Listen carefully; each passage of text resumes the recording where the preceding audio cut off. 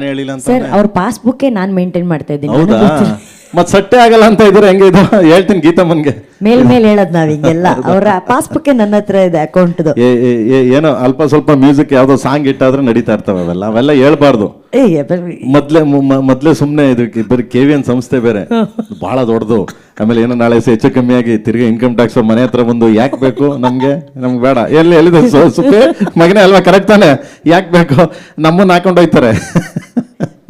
ಇಲ್ಲ ಇದು ಒಂದು ಟ್ರೆಂಡ್ ಆಗಿರೋ ಹಾಡಿನಿಂದ ಮತ್ತೆ ಬರ್ತಾ ಇರುವಂತ ಒಂದು ಖುಷಿ ಅದು.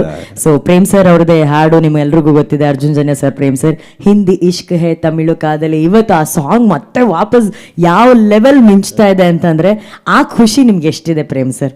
ನನ್ಗೆ ಸಡನ್ಲಿ ನನ್ಗೆ ಗೊತ್ತೇ ಆಗ್ಲಿಲ್ಲ. ನಾನು ಒಂದ್ಸರಿ ಅದೇ ಸಾಮಣ್ಣಗೆ ಫೋನ್ ಮಾಡಿ ಕೇಳಿದೆ, ಏನ್ ಇದಕ್ಕೆ ಟ್ರೆಂಡ್ ಆಗಿ ಇಡೀ ಇಂಡಿಯಾ ಟ್ರೆಂಡ್ ಆಗಿದೆ ಇದು. ಇಂಡಿಯಾ ಟ್ರೆಂಡಿಂಗ್ ಅದು ಎಲ್ಲರೂ ಆಲ್ ಲ್ಯಾಂಗ್ವೇಜ್ ಎಲ್ಲಾ ಲ್ಯಾಂಗ್ವೇಜ್ ಅವರು ಮಾಡೋದನ್ನ ಒಂದು ಇಡೀ ಟ್ರೆಂಡಿಂಗ್ ಆಯ್ತು. ಆಮೇಲೆ ನೋಡಿದ್ರೆ ನಂಗೆ ಅಕೌಂಟಿಗೆ ದುಡ್ಡು ಬಂತು. ಅಕೌಂಟಿಗೆ ದುಡ್ಡು ಬಂದ್ಬಿಡ್ತಲ್ಲ ನಂಗೆ. ಮಗನೇ ಏನೋ ನಂಗೆ ಕಾಸು ಬಂದ್ಬಿಡ್ತು ಕಳ್ಳ ಅಂದೆ ನಾನು. ಅದು ಟ್ರೆಂಡಿಂಗ್ ಆಗಿದ್ದು ಸರ್, ಆ ಕಾಸು ಬಂದಿದೆ ಅಂದ್ರು. ಹೌದಾ ಸರಿ ಓಕೆ, ನಿನ್ಗೆ ಎಷ್ಟು ಬಂತಂದ್ರೆ ಹೇಳಲ್ಲ ಅಂದ. ಬೇಡ ಬಿಡು ಅಂದೆ.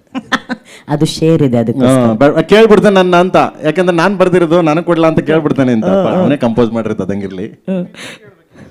ಎಲ್ಲಿ ಮಗನೇ ಅವು ಕಂಪ್ನಿ ಕೊಡಂಗಿಲ್ಲ. ಆನಂದ್ ಆಡಿದವ್ರು ಹಂಗ ಓಕೆ ಓಕೆ ನಾನೆಲ್ಲ ಹಿಂಗಂತಲ್ಲ ಸ್ಯಾಮಣ್ಣನ್ ತೋರಿಸ್ತಾ ಇದೀವಿ ಅನ್ಕೊಂಡೆ ಮಗನೇ. ಇಲ್ಲ ಧ್ರುವ ಅವ್ರೆ, ನಾವು ಮನೆ ದುಡ್ಡನ್ನ ಆಚೆ ಕೊಡೋದಿಲ್ಲ, ಅದ್ರ ಬಗ್ಗೆ ಜಾಸ್ತಿ ವಿಚಾರ ತಿಳಿಸೋದು ಇಲ್ಲ ನಾವು. But Prem sir and Arjun sir ಇಲ್ಲಿರೋರು ಎಲ್ಲರೂ ಈ ರೀತಿ ಟ್ರೆಂಡು ಇದೇ ರೀತಿ ವರ್ಷಾನುಗಟ್ಲೆ ನಿಮ್ಮ ಕಂಪೋಸಿಷನ್ ಅಲ್ಲಿ, ನಿಮ್ಮ ಡೈರೆಕ್ಷನ್ ಅಲ್ಲಿ, ನಿಮ್ಮ ಕ್ರಿಯೇಷನ್ ಅಲ್ಲಿ ನಡೀತಾ ಇರಲಿ ಅಂತ ನಾವು ಆಶಿಸ್ತೀವಿ. ನಾವು ನೆಕ್ಸ್ಟ್ ಮಾಧ್ಯಮ ಮಿತ್ರರ ಹತ್ರ ಹೋಗೋಕ್ಕಿಂತ ಮುಂಚೆ ನಂದೊಂದು ಆಸ್ ಅ ಫ್ಯಾನ್, ಈ ಹಾಡಿನ ಅಭಿಮಾನಿಯಾಗಿ ನಂದೊಂದು ರಿಕ್ವೆಸ್ಟ್ ಇದೆ. ನನಗೆ ತುಂಬಾ ಇಷ್ಟ ಆಗಿದ್ದು ಆ ವಿಜುವಲ್ಸ್ ಅಲ್ಲಿ ಧ್ರುವ ಅವರು ಹಾಗೂ ರೇಷ್ಮಾ ಅವರು ನಮ್ಮ ಎಲ್ಲ ರೆಟ್ರೋ ನಾಯಕ ನಟರ ಒಂದು ಇಮಿಟೇಷನ್ ಮಾಡ್ತಾರಲ್ಲ, ಅದು ನೆಕ್ಸ್ಟ್ ಲೆವೆಲ್ ಇತ್ತು. ಅದನ್ನು ಅವ್ರು ಇವಾಗ